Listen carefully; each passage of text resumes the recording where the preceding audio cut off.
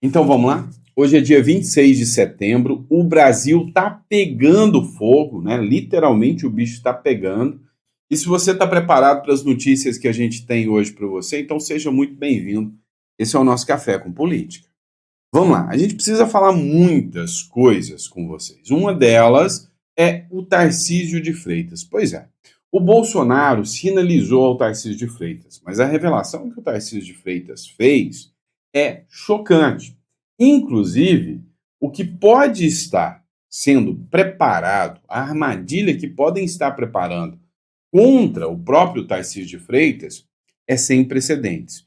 E ao que tudo indica, parece que não vai ser o Tarcisão o candidato da direita, mas não.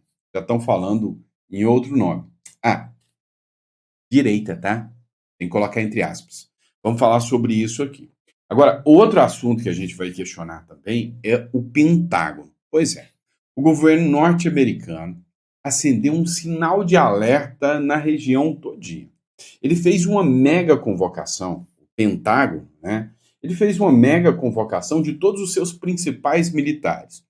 Hoje, a especulação é de que algo muito, mas muito grande e perigoso está por vir. E a gente vai falar um pouquinho sobre isso aqui com vocês.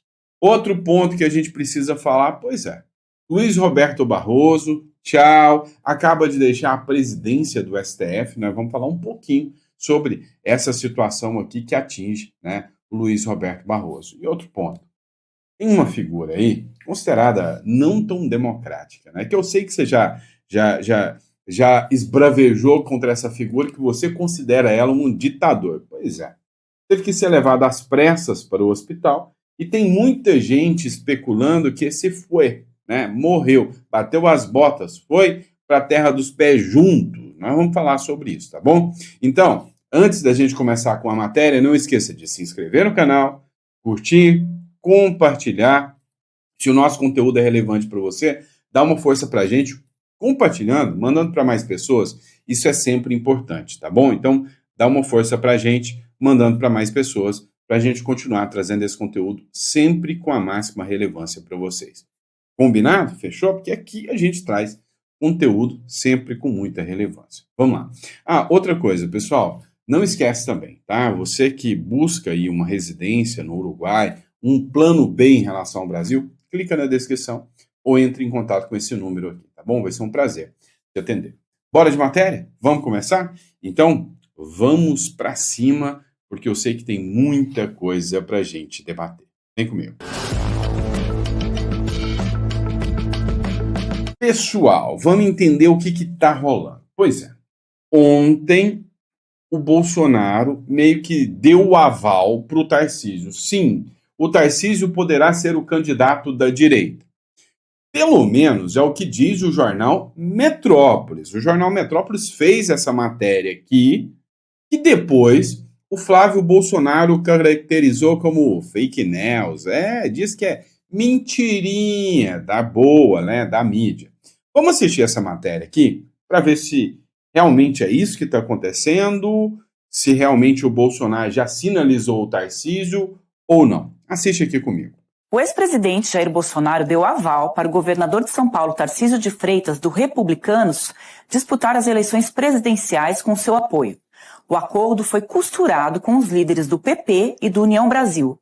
A dúvida agora é quando a decisão será anunciada. A minha coluna aqui no Metrópolis apurou que há um racha em relação ao calendário. Um grupo defende esperar até dezembro ou janeiro sob o argumento de que isso livraria Tarcísio de ser acusado pelos eleitores de usar o governo de São Paulo como trampolim para o Palácio do Planalto. Porém, os mesmos políticos afirmam que Bolsonaro é imprevisível e que é ele quem definirá esse calendário. Tarcísio deve se reunir com o ex-presidente na semana que vem. A visita está permitida em 29 de setembro, entre 9 e 18 horas. Enquanto isso, o governador foi orientado a manter o discurso de que irá disputar a reeleição. O filho de Bolsonaro, o senador Flávio Bolsonaro, se apressou em dizer que essa informação é uma fake news.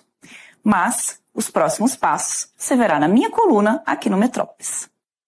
Pois é, o Flávio Bolsonaro disse que é fake news, e segundo a Andresa Matais, e cá entre nós, a Andresa Matais é uma repórter que é bem profissional, tá? Não é militante de redação, ela é bem profissional, já vi muitas matérias dela, pelo menos eu não vi nenhuma matéria dela militante. Ela disse, olha, o negócio é que orientaram o Tarcísio, orientaram ele a dizer que ele vai manter reeleição. Vem a matéria do Poder 360. O Tarcísio dirá a Bolsonaro que prefere ficar em São Paulo. Mas que revelação bomba essa, né? O Tarcísio disse que prefere ficar em São Paulo. Pois é. A Andresa Matais disse que o Tarcísio foi orientado para falar isso para deixar todo mundo ali na dúvida, né? Para pairar a dúvida se realmente vai ou não, né, ter essa indicação do Bolsonaro, esse apoio 100% do Bolsonaro em relação à presidência da República. Olha só o que diz o Poder 360. Segundo eles, o governador de São Paulo, ele já decidiu, né? Ele já disse que nesse momento o mais apropriado para ele é permanecer no Palácio dos Bandeirantes, disputar a eleição para 2026, senão o Alckmin pode ganhar, o Márcio França pode ganhar. E aí, né, ele disse, né, que vai encontrar com o Bolsonaro já na próxima segunda-feira. E o Poder 360, ele fez uma averiguação e ele apurou que a conversa que o Tarcísio teve com relação a alguns aliados, teve um tom definitivo, né? Ele disse, ele explanou que o negócio dele é reeleição em São Paulo e que ele está fora desse negócio de presidência. Uma coisa é certa, todo mundo aqui sabe que o Tarcísio quer mesmo é a presidência. Agora, isso aqui pode ter influenciado muito, mas muito mesmo na decisão do Tarcísio. Agora, um trechinho dessa matéria me chamou a atenção. Ruptura. Tarcísio e Moraes não se falam desde o ato na Paulista. O que aconteceu na Paulista? Teve um movimento no 7 de setembro, onde foi uma mega manifestação, a maior manifestação desse ano foi a manifestação de 7 de setembro, né, com as ruas sendo tomadas, né, de gente cheirosa, de gente bonita, de gente educada, que foi a manifestação de 7 de setembro. Aí depois teve uma outra que virou um carnavalzão, cheio de maconha, enfim, né? Mas a grande questão é a seguinte: a manifestação da direita, o Tarcísio esteve lá e foi a primeira vez que o Tarcísio ligou um dane-se e falou: Alexandre de Moraes é ditador, Alexandre de Moraes é malvadão, Alexandre de Moraes, o STF está perseguindo Bolsonaro. Ou seja, foi a primeira vez que o discurso do Tarcísio foi alinhado, literalmente, com o bolsonarismo contra o Alexandre de Moraes, né? Mas parece que o Alexandre de Moraes não gostou nada disso. E aí, segundo apurou o Metrópolis Política, essa ofensiva que o Tarcísio de Freitas fez em relação ao ministro Alexandre de Moraes, sabe, ela incomodou, ela representou uma ruptura da relação dos dois. Desde que aconteceu o 7 de setembro, apurou que nem o Tarcísio e nem o Alexandre de Moraes se falaram, nem pessoalmente e nem pela chamada, né? Nem por um call, né? Não fizeram uma videochamada, nem se conversaram. E desde que ele, né, chamou o Alexandre de Moraes, acusou o magistrado de tirania. Agora, este aqui é o ponto mágico. Aqui eu vou até ler para vocês, né? Antes disso, o Tarcísio frequentava a casa do ministro em São Paulo e costumava jantar com o integrante do STF para falar de diferentes assuntos. Isso não te chama a atenção, né? O Tarcísio de Freitas costumava ir para a casa do Alexandre de Moraes, ter jantares na casa do Alexandre de Moraes, discutir sobre os assuntos de São Paulo com o Alexandre de Moraes, e aí agora os dois não se falam mais. A colegas da Suprema Corte, Moraes não me escondeu que teve uma surpresa e até uma irritação com o discurso do Tarcísio de Freitas. Então, isto aqui, ou pode ser, presta atenção, tá? Estou fazendo especulação, não. Mas isso aqui, ou pode ser realmente uma ruptura aí, e uma sinalização que o Tarcísio vai abandonar a corrida presidencial e tentar governo, pode sim significar isso, ou pode ser um belo de um teatrinho para falar, não, o Tarcísio rompeu com o Moraes. Depois o Tarcísio entra e tá tudo bem, chega aqui meu nego, vamos resolver agora, né? E vamos levar isso aqui tudo junto. Pois é. Qual a sua opinião sobre isso? Coloca no comentário. A Globo News, através da Ana Flor, né? Não posso falar a mesma coisa dela com relação a Andresa Matais. A Ana Flor disse que os aliados já veem o Tarcísio concorrendo à reeleição, né? E o Centrão começa a apostar em um outro nome para a presidência e vão obrigar o Bolsonaro a dar apoio para esse nome. Ratinho Júnior. Agora, e aí? Ratinho Júnior seria um bom nome? Qual a sua opinião? Escuta só esse trecho da matéria da Globo News aqui. Conversei com vários aliados de Tarcísio e esse momento já passou. O momento do vai Tarcísio, é sua vez, o cavalo encilhado só passa agora. Por que isso? Porque se sabe que uma candidatura como a de Tarcísio estaria ligada ao nome de Bolsonaro e precisaria da chancela de Jair Bolsonaro, mais da família. Nas últimas semanas, e dá para falar que a coisa começou a desandar desde ali do anúncio do tarifaço, Tarcísio chegou a se posicionar. E aí não apanhou só do outro lado. Por exemplo, Lula fez declarações colocando Tarcísio diretamente como candidato, mas apanhou especialmente do bolsonarismo. Eduardo Bolsonaro foi muito forte no ataque a Tarcísio. E aí ficou muito claro que não dava para confiar nessa situação e trocar o certo, segundo aliados que consideram certa ou muito provável a reeleição, por algo duvidoso. E lembram sempre o caso do prefeito de São Paulo, Ricardo Nunes, que tinha o aval, mas também no Paraná, em que Bolsonaro chegou a indicar o vice-prefeito e acabou depois apoiando outra candidata. Quer dizer, o quanto durante o correr de uma campanha nem sempre daria para confiar nesse apoio de Jair Bolsonaro. E, ao mesmo tempo, a visão de que Tarcísio estava perdendo terreno em São Paulo e mais se queimando com o Supremo, fez declarações ali sobre o Supremo. Então, isso fez com que, especialmente nos últimos dias, da semana passada para cá, Tarcísio submergisse e se dedicasse a assuntos de São Paulo. E, por outro lado, esses outros nomes, inclusive de partidos aliados, crescem. Por exemplo, na segunda-feira à noite, o PSD fez um jantar em torno do nome de Ratinho Júnior, governador do Paraná, com empresários de São Paulo, lideranças políticas importantes de São Paulo, e ele já está com uma agenda nacional. Quando a gente conversa dentro do PSD, tem gente que fala, olha, se Tarcísio sair, ele ainda é o plano A, mas Ratinho Júnior hoje cresce e deve ser o candidato, pelo menos o nosso candidato. Quer dizer, isso vai construindo uma sensação, um momento em que Tarcísio vai se voltar mesmo para o que ele tem de certo, São Paulo, e não perder esse espaço e deixar Bolsonaro com um problema. E ainda adiciono outros elementos, porque Tarcísio vai se reunir, está tudo praticamente certo, na segunda-feira com Jair Bolsonaro. Dentro da própria família, nos últimos dias, 2 nomes fizeram declarações sobre substituírem Jair Bolsonaro quando ele finalmente entender que ele está inelegível, porque muitas vezes parece que ele não entendeu isso ainda. Tanto Michele Bolsonaro quanto Eduardo Bolsonaro fizeram declarações nos últimos dias, se colocando como possíveis substitutos na urna de Jair Bolsonaro. Faz muito sentido o que ela falou aqui. A gente não pode deixar de considerar isso. Pessoal, vamos lá. Em relação ao Tarcísio, faz sentido o Tarcísio recuar depois do Eduardo Bolsonaro falar que vai lançar sua candidatura, mesmo com o Tarcísio concorrendo e com o pai apoiando o Tarcísio. Porém, não é isso que faria com que Tarcísio pudesse recuar.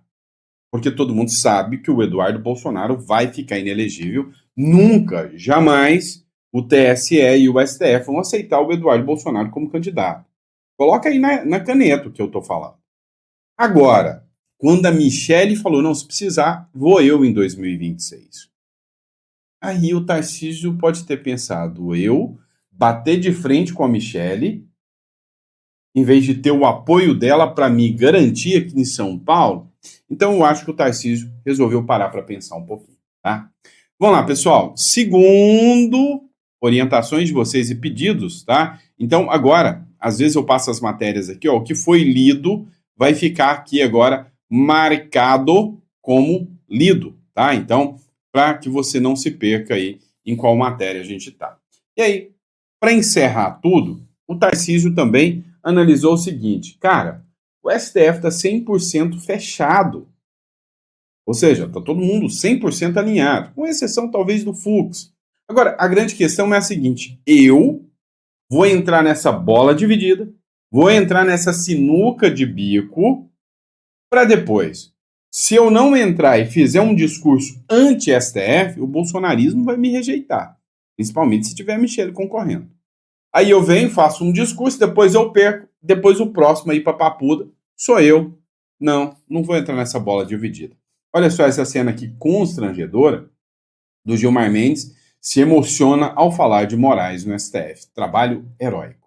A brasileira passou incólume por mais essa prova de fogo. O Supremo, é sempre bom frisar, conduziu o processo que levou à condenação dos réus do núcleo crucial da intentona golpista com tranquilidade e de maneira absolutamente, é bom que se frise, regular, com o respeito ao devido processo legal, ao contraditório e à ampla defesa.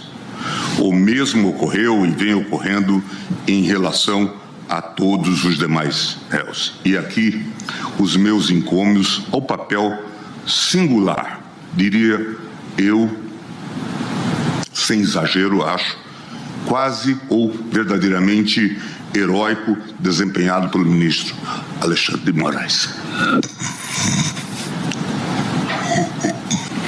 Obrigado, ministro Gilmar.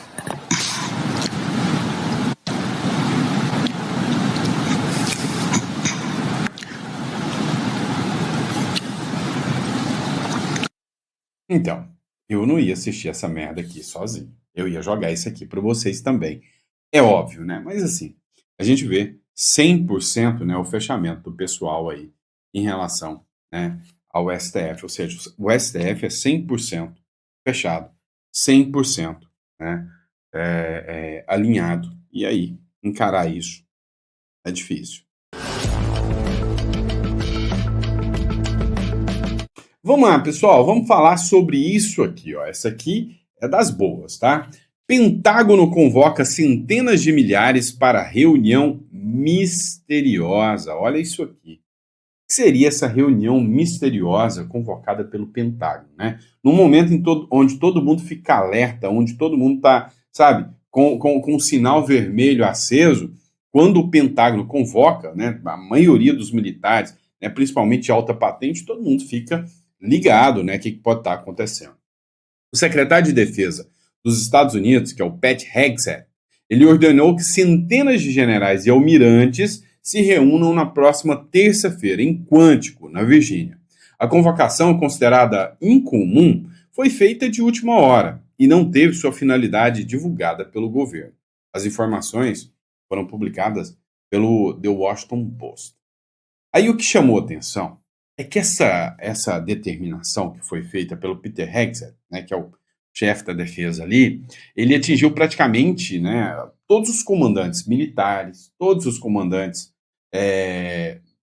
que estão nos Estados Unidos, mas quem está fora dos Estados Unidos também chamou todo mundo de última hora. Você lembra aqueles filmes que participava, que você assistia na sessão da tarde, de ataque alienígena, onde o presidente chamava todo mundo e todos os militares porque ia ter uma operação de guerra? Pois já foi uma coisa mais ou menos parecida com aquilo. Entre os convocados, inclusive, né, trouxeram oficiais das zonas de conflito, né, lá na região do Oriente Médio, né, chefe dos comandos da Europa, na região da Ásia, do Pacífico, ou seja, chamou todo mundo, né, para o discurso aí, para a conversa aí. Teve uma nota divulgada na última quinta-feira que o Pentágono chamou o seu porta-voz, que é o Sean Parnell, e aí ele confirmou que o Hegseth vai reunir todo mundo. Abre aspas. vai se reunir com seus principais líderes militares no início da próxima semana, mas não forneceu os detalhes sobre isso.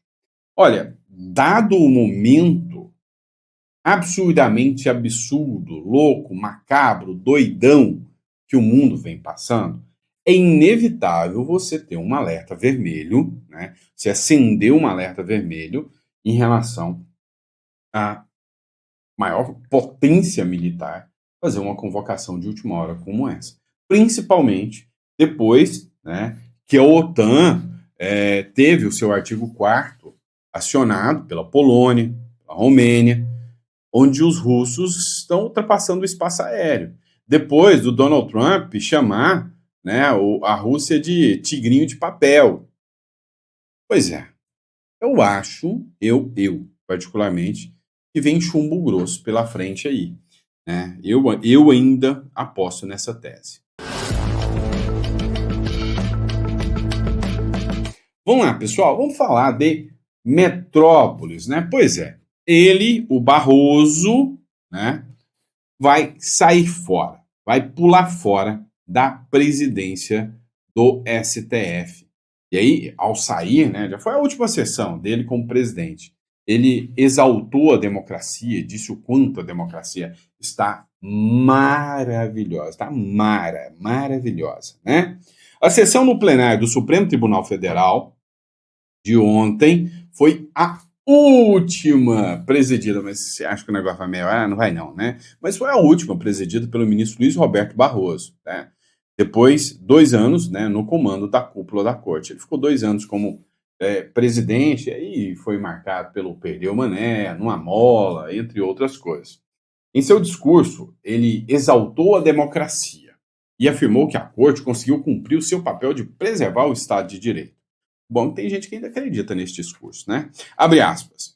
Tenho muito orgulho de ter dividido com todos a aventura de defender a Constituição. E foi uma aventura mesmo. Eles consideram isso como uma aventura, né? Nós é que consideramos como coisa séria. Burro é a gente. A democracia e a justiça nesse país complexo, mas fascinante, que todos nós amamos, disse o ministro. Não sei não, viu? Ultimamente tá difícil de amar isso aqui. Quer dizer, amo o povo, amo o país, mas a classe política... mas a classe política. Essa tá difícil. O Barroso vai deixar a presidência na próxima segunda-feira. E aí, adivinha quem assume? O Fachin. Pois é, o Edson Fachin. O Edson Fachin é muito mais comedido, mais ponderado do que o Barroso. Isso aí é inquestionável. Para mim, as figuras mais políticas do STF são Barroso, Dino, Gilmar Mendes e Alexandre de Moraes. Esses são os piores, né? Esses são os mais políticos. O Fachin, ele é na dele. Tem a Carmen Lúcia também. Agora o Fachin. O Zanin me surpreendeu, porque ele é uma figura bem tranquila, bem acometida. São figuras mais tranquilas, né? O Fux fica na dele. Agora, os políticos mesmo são essas figuras aí. Agora, deixa eu te contar. Tem um presentinho para a vice-presidência. Adivinha quem? Sim, ele. O ministro Alexandre de Moraes será o vice-presidente da corte. O Fachin assumirá também o Conselho, né, Nacional de Justiça, que é o bom e velho CNJ, que é o órgão, né, responsável pela fiscalização e punição a juízes, né? O Barroso, inclusive, disse que a discussão sobre anistia no Congresso é precoce. Correram demais no debate. Uai, tá falando de política por quê? Anistia é coisa do Congresso. É eles que definem quando, sim ou não. Não é um juiz da Suprema Corte que pode dizer que é precoce ou não. Inclusive, sobre a anistia, o Polon fez um discurso. Acho que deu uma lavada na alma aí de muitos brasileiros. Vale a pena você assistir. Polon se revolta e faz forte testemunho em defesa da anistia. Acompanhe aqui. Entregaremos o couro do presidente Bolsonaro como paga dessa injustiça? Nos quedaremos inertes enquanto perpetrada mais uma injustiça? quando os algozes desse povo, refestelam-se com lagostas e vinhos caros pagos por uma população que passa fome. Falo a vocês, eu não admitirei, em hipótese alguma, qualquer coisa diferente da anistia total e absoluta, e não vou dizer aqui geral e restrita, porque a anistia é sim geral e restrita, e qualquer coisa diferente disso é um arremedo de um Estado totalitário e uma ditadura da toga. Peço a todas as famílias, peço a todos os que estão exilados, não esmoreçam, porque nós não esmoreceremos. Hoje, quando me perguntaram, deputado, o senhor vai ser afastado? E o senhor se arrependeu? Lógico, queriam colocar na imprensa, deputado diz que não se arrepende. Pois eu digo em alto e bom tom, eu não me arrependo, e se precisar eu faço de novo, e se for para ser caçado, para defender essas pessoas, que caçem, porque meu pai não fez um covarde, e minha mãe pariu um homem. Canalhas! Não aceitarei, como eu sei que os que ombreiam comigo não aceitarão um arremedo de anistia, usurpando e utilizando essas pobres almas como troféu, como verdadeiros reféns. Que isso ecoe e que saibam que não terão paz no plenário, que não seremos subjugados e não vamos abaixar a cabeça. Há muito pouco tempo atrás se pensava impossível sequer pautar. Há pouquíssimo tempo atrás ouvíamos que, se pautado, seríamos derrotados. Pois que venham, nós livraremos não só essas pessoas, mas utilizaremos essa oportunidade histórica para livrar o Brasil, não só pelos sequestrados, não só pelas vítimas diretas desse holocausto absurdo, mas pela liberdade dos nossos filhos e dos filhos dos nossos filhos. Anistia já! Pois é. Você sentiu o drama do negócio aí, né? Rapaz, né? Ganhou muito moral com esse discurso aí. Lembrando que o Marcos Polon hoje, né, tá na mira do sistema totalmente, tá? Totalmente na mira do sistema, tá? Porque vai ficar, inclusive, afastado. Bora de mais matéria? Vamos lá. Pois é, pessoal, matéria internacional agora, do La Lengua, tá? Do Caribe. Você deve ter conhecido esse ditador aqui, né? Raul Castro, irmão do indigno Fidel Castro, foi internado com urgência em Havana e estão especulando que se foi, né? Morreu, já era, né? Pois é, não sei se isso é verdade, mas são as especulações que estão surgindo por aí, né? Olha só, desde a quarta-feira passada, 24 de setembro, se desatou uma onda de especulações sobre a presunção, sobre possibilidade da morte de Raul Castro, né? De 94 anos, histórico líder do regime cubano e irmão do falecido Fidel Castro. Segundo reportagens extraoficiais, o ex-mandatário havia sido trasladado de urgência para o Centro de Investigação Médico-Cirúrgicas de Havana, né, onde ingressou em caminho da Unidade de Apoio Vital. Pois é, né? E aí fica aí a especulação sobre, né, a morte do Raul Castro. Não se sabe ao certo se realmente, né, é real ou não. A falta de transparência gerou incerteza na ilha e fora dela também. Um jornal cubano, um dos mais reconhecidos do país, assegurou que não conseguiu ter a confirmação oficial sobre o ingresso no hospital, nem sobre supostamente um aumento da segurança da vida dele, né, da seguridade, enquanto tanto nas redes sociais circulam mensagens de que estão dando por morto o ex-líder, né? Mesmo que sem respaldo verificado. Mas muitos estão argumentando aí, né, que se foi, né? E que já vai com muita gente aí, né, vendo um legado de morte, um legado de miséria, um legado, né, triste deixado pelo líder do Partido Comunista de Cuba aí, o Fidel Castro, e agora, né, se foi o Raul Castro, né? Então, viveu 94 anos aí ainda, né? 94 anos em cima do sangue do povo cubano, né? Do sangue do povo cubano.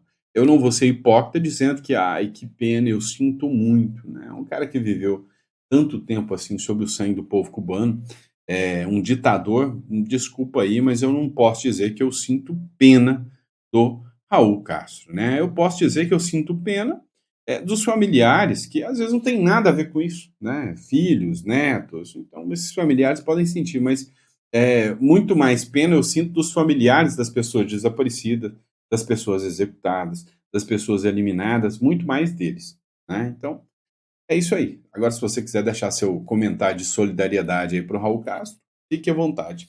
Coloca aí no comentário. Bom, então muito obrigado pela confiança, pela credibilidade. É sempre um prazer e uma honra poder estar aqui com vocês. E eu vejo vocês já no próximo editorial. Um grande abraço. Fiquem com Deus. Ah, detalhe, pessoal, para você, tá? Você está vendo o que está rolando no Brasil. O negócio está ficando cada vez mais tenso. E há muita especulação de que o Lula, em 2026, leva essa. Você vai confiar só no Trump? É sério? Então, entre em contato aqui com a gente, tira uma cédula, uma residência fora do Brasil para você ter um plano B. Aprende a conhecer novos países, deixa a grana lá fora, não seja uma vítima só do controle estatal, do Drex, ou seja, tenha liberdade. A gente quer te ajudar. Clica aqui na descrição ou entre em contato por aqui e alguém aqui da nossa equipe vai te atender, tá bom? Grande abraço, fica com Deus e eu vejo vocês já no próximo editorial.